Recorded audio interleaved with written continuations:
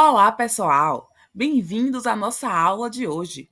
E o nosso tema é Era uma vez alguns contos de fadas da vida real, uma análise discursiva da música Canção Infantil. Hoje, nós vamos analisar a música Canção Infantil do MC César e entender como os discursos que circulam na música podem funcionar como práticas de resistência e de denúncias das desigualdades e violências sofridas pela população negra. Que a música Canção Infantil é justamente um discurso de resistência que apoia o opressor, ressaltando a falta de representatividade e como elas contribuem para a situação das desigualdades e exclusão do povo negro. Agora, iremos fazer uma análise da música Canção Infantil. Logo, nas primeiras estrofes, o poeta contraste entre duas casas. Na primeira casa, ele menciona que era uma casa não muito engraçada. Por falta de afeto, não tinha nada. Até piscina e arquiteto. Só não deu para comprar aquilo que faltava. Bem estruturada, às vezes lotada, mas mesmo lotada, uma solidão. Na segunda casa, o poeta menciona: havia outra casa, canto da quebrada, sem rua asfaltada, fora do padrão. Eternite furada, pequena, apertada, mas se for colar, tem água pro feijão. Ainda nessa parte, ele menciona que essa casa, as moedas são sempre contadas, luz sempre cortada, mas fé não faltava. Tinham gratidão. Percebemos que nas primeiras estrofes, o sujeito faz uma alusão à música A Casa, de Vinícius de Moraes, contrastando duas realidades sociais distintas entre as casas da favela e as casas de bairros nobres. Esse contraste revela tanto uma desigualdade econômica e uma desigualdade de afeto, como revela os diferentes lugares ocupados pelo sujeito, sejam espaços silenciados, de apagamento, ou espaços de visibilidade prestigiados. Agora eu deixo uma pergunta. Quem? Quem é o sujeito? Imagine, quem é o sujeito que ocupa a primeira casa, a casa bem estruturada? E quem é o sujeito que ocupa a casa na quebrada, com a eternite furada? Pois é. Agora, nos próximos versos, o sujeito revisita os vilões do conto de fada, como um bicho-papão e o lobo mau, transportando para a realidade das favelas. Ele aborda como esses vilões se tornam reais na figura dos policiais. Na música, ele diz o seguinte: diz por que as descobertas são letais. Os monstros se tornaram literais. Eu brincava de polícia e ladrão um tempo atrás.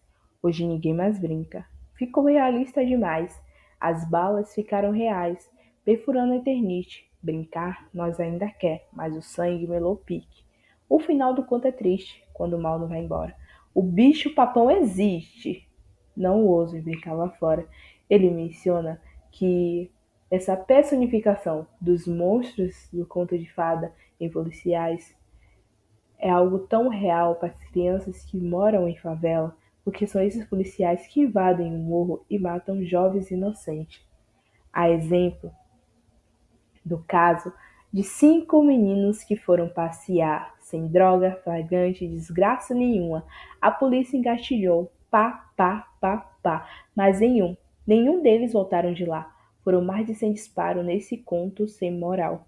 Essa narrativa denuncia a violência policial e o genocídio da população negra, exemplificado pelo caso de 2015, quando uma blitz policial atirou 111 vezes contra o carro em que alguns jovens estavam, aparentemente sem nenhum motivo além do racismo que perpassa a sociedade brasileira.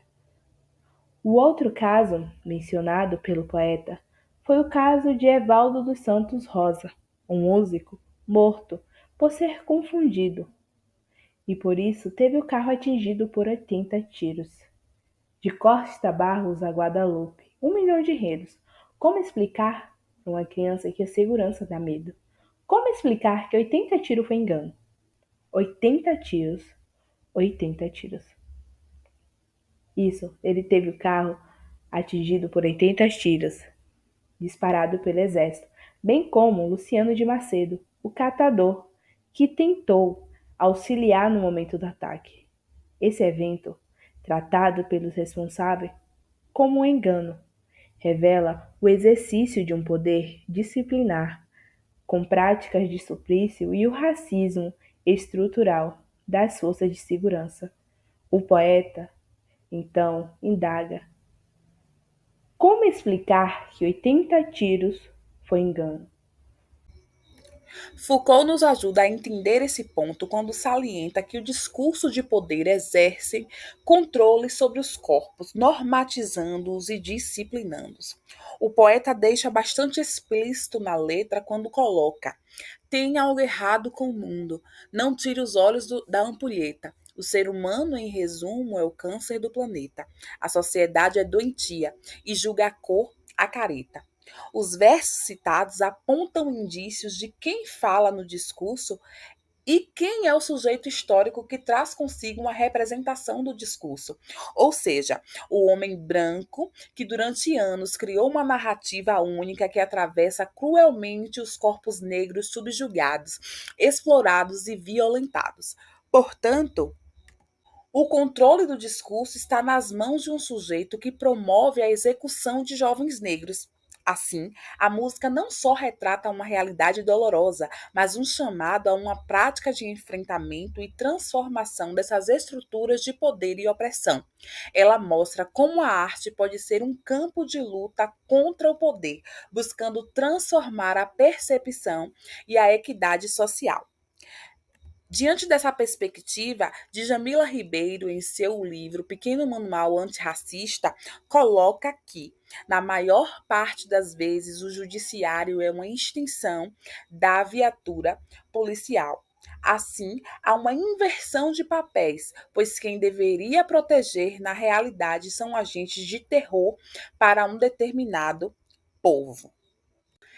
Em conclusão, a análise da música à luz das teorias Foucaultianas evidencia como as estruturas de poder moldam as realidades sociais e subjetividades, e ao reconhecer e desafiar essas narrativas, pode-se promover espaços de resistência contra um discurso ditatorial.